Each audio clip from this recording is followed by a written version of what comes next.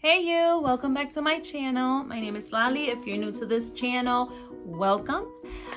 If you have been following me, you do know that I make videos about nursing and the NCLEX on Saturdays, and on Wednesdays I make videos about reviews and mom life. So if any of that interests you, you're welcome to subscribe to my channel. Click, I'm not sure where it is, but somewhere below you're welcome to click on that subscribe button and you can stay connected. So without further ado, let's just get into today's video. Okay, so today I want to talk about a little bit about some of the strategies I used when I was taking my NCLEX. You guys already know that I use UWorld, and I use this book, the NclexRn Prep Plus Kaplan or Kaplan, I'm not sure how you say it, but this book. And I want to share with you some of the strategies that I use from this book.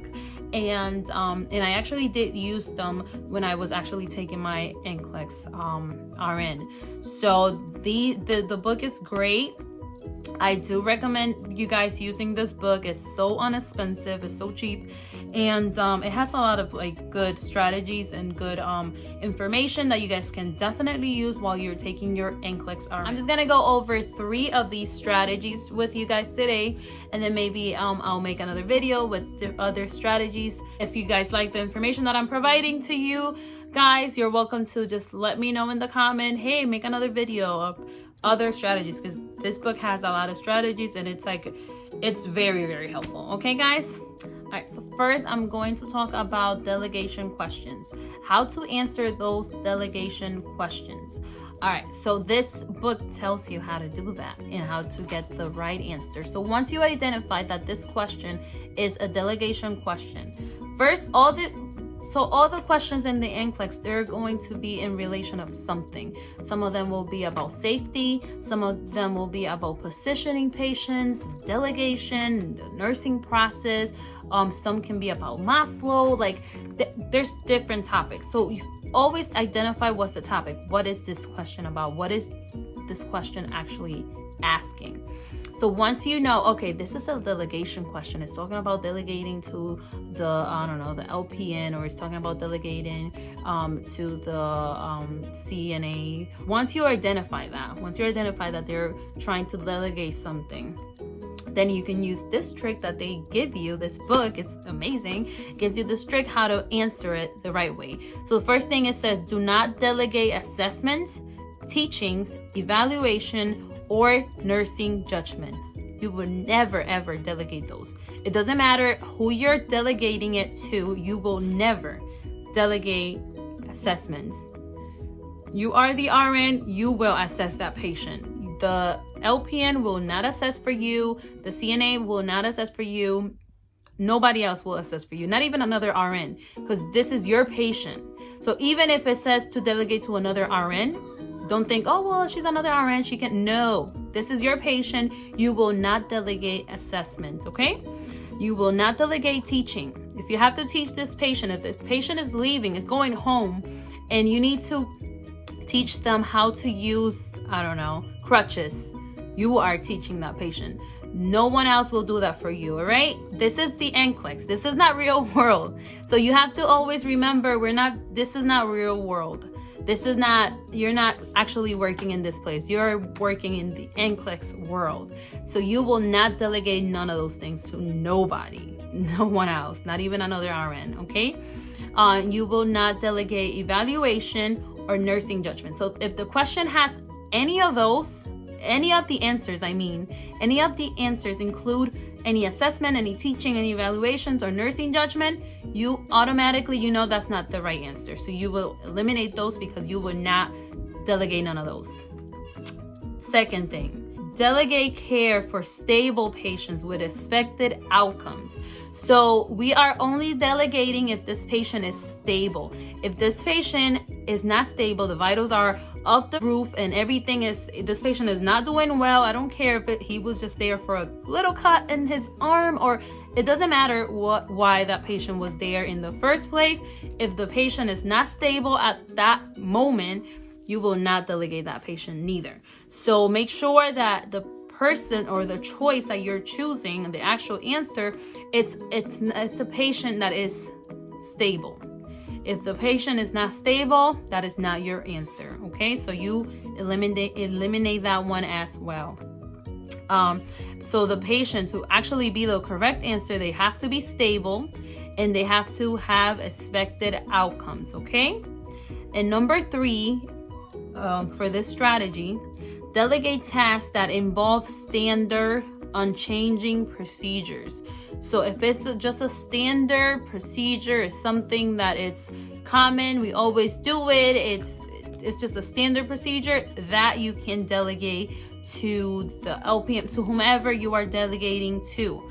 So if it's if the task involves standard procedures, something that is not going to change, that is something that you are able to delegate. Okay, so you look for that in the answers.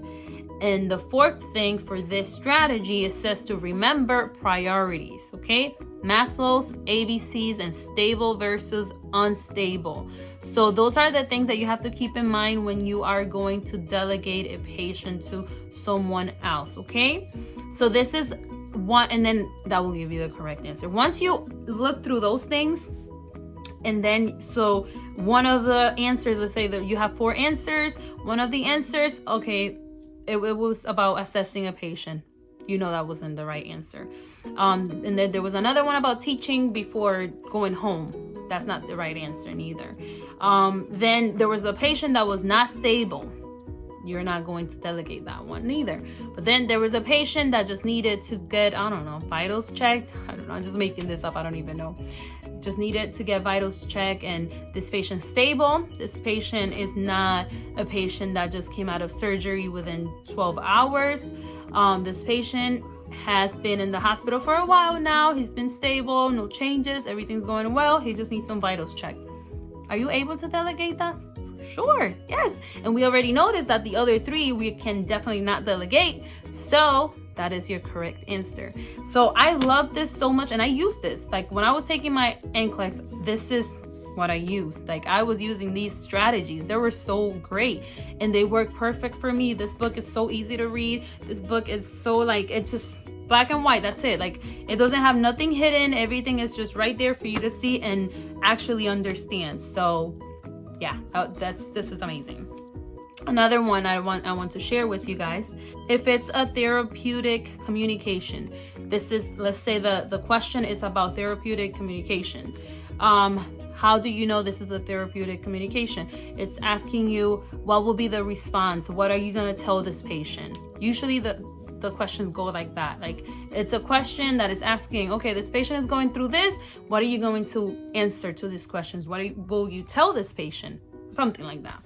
So we know, okay, this is a therapeutic communication question, and this is a strategy that you will use to get the right answer. First thing, eliminate, don't worry. So if the answer says don't worry, no, you don't choose that one, okay? So if it says don't worry, we will never tell our patients, don't worry, it's okay. We don't say that, right? Why we don't? In real life, we don't say that neither. No, we don't tell our patients, don't worry. That's not a therapeutic. So if you see any questions that says don't worry, and it might not say it just like that, don't worry, but it might say it, I don't know, it might just rephrase it in another word, but it means don't worry. It will mean the same thing. So if it means don't worry, eliminate that answer. That is not your right answer. The second thing to do is eliminate, explore answers. All right, so we will not choose another one answer that says explore. For example, this is one mistake that we make as new graduates. So when we are taking the NCLEX a lot, we choose words that says explore because it sounds kind of like fancy. Okay, we're looking into it, explore. So we will not do that. And it says on the NclexRn exam, avoid being junior psychiatrist. It isn't the nurse's role to delve into the reasons why the client is feeling a particular way. The client must be allowed to verbalize the fact that he or she is sad, angry, fearful, or overwhelmed. Examples include, let's talk about why you didn't take your medication. You're exploring. No, we're not going to talk about it because we're not psychiatrists, okay? We are not going to explore it. We're not going to go into details. Tell me why you really injured yourself. We're not psychiatrists, so we will not do those type of questions or make those type of questions when it's a therapeutic communication question. So those are not therapeutic at all. So we will eliminate those, okay? Don't ask why. Why? It sounds like my kids are always ask me, but why? No, we are not asking but why, okay? So whenever you're taking this test, you're doing a therapeutic communication question, and then there's a question there that says, why? Think about my kids asking me, why? But mom, why can't we go? But why can't I eat that? No. There's no whys here, okay? So if that's one of the answers, we are not going to choose that. We do not choose why questions. So if we see any of those, and examples will be, what makes you think that? What makes you think that? That's a question that says why, but that doesn't really say why. You see how it is? That's an example of one that it would be incorrect. What makes you think that? It's not saying the word why, but it's asking why, basically. So see, they're tricky. They're so tricky with their answers or these questions. So it's so important to think outside the box, okay? Why do you feel this way? That's not the correct answer. That will be a wrong answer, and we are not going to choose that for therapeutic communications. So we are not choosing, don't worry, we are not exploring, we're not psychiatrists, we are not asking why, we are not my kids, okay? All right, 4. Eliminate authoritarian answers. You will do that because I said so. I'm the nurse. No, we don't have time for that. We're not that. So if that's your answer, you are wrong because we are not going to do that. That's not therapeutic at all right? And examples of that will be insisting that the client follow unit rules. So like something that will be insisting. Oh my God, sorry, my kids. Insisting, we are not doing that. We're not insisting because that is not our place at that moment. That's not, this is the NCLEX and we are not doing that, and we don't do that, right? Okay. And then another one will be insisting that the client do what you command immediately. So anything that will say, do this immediately, do this now, you have to do it because I'm the nurse and I said so. No, those are all wrong. That is not, we want to be therapeutic, have therapeutic communication. And if we are commanding people, that is not therapeutic at all. So actually, if you're telling me to do something because you said so, that actually makes me not want to do it. So yeah, we're not doing that, okay? And number 5, we are going to eliminate focus on the nurse answers. So any answer that focus on the nurse, those are not the right answer, okay? Examples of those will be, that happened to me once. So we want to be part of the conversation. Oh, yes, that happened to me. No, we don't say that. We are not going to say that in the NCLEX. If any of the answers have, oh, that happened to me. I understand you because I went through the same thing. No, we're not. We're trying to have a therapeutic communication. So we are trying to help the patient, not ourselves. So if any of the answers have anything that has to do with me, that's not the right answer because we are focusing on the patient, not myself. Any of those answers, they are eliminated. And number 6, eliminate closed-ended questions. Okay, if they're closed-ended, if they're just saying yes or no, we are going to eliminate those. And we know that because we want to have a therapeutic communication. And if you want to have therapeutic communication, a question that just has an answer yes or no is not really therapeutic because they're not really looking into things. They're just saying yes or no, and that's it. And examples of those will be, are you feeling guilty about what happened? Yes. Okay, that's it. Or no, that's not therapeutic. So just kind of see how you can see it. You can't see it. Once you actually think about these things, and you can see it. You can actually see, okay, this makes no sense. This is not a right answer because it just ends there. Another one will be, how many children do you have? 2. Actually, I have 3, but I'm just answering 3. Oh, good. You have 3 kids? Yeah. Oh, nice. Bye. Like, how therapeutic is that? You know, just think, once you're sitting there taking your exam, you can think about these things and be like, wait, this is not therapeutic. I'm not going to have a conversation with this patient if I just ask that question, so that will not be the right answer, and we just eliminate that. Okay, see how helpful this is? Guys, I tell you, I love this book. This is the best. Like, and how it breaks things down is just so amazing. Everything is they break everything down. They give you examples. It's just really, really good, guys. So if we're able to think about these things and break things down, we're able to get the right answer. Trust me, you will get the right answer if you actually use these strategies, because I used them all. And the book has a lot of strategies. So this page is the summary of critical thinking path, it's called, and it's in the book. And you can remove it and have it with you, because you could just kind of like throughout while you're using the book, or while you're answering questions in another format or anything else you're using, like UWorld, you're able to use this if you want. And I did. I used this. I ripped it out of my book and I used it. And this was very, very helpful, and it's truly helpful.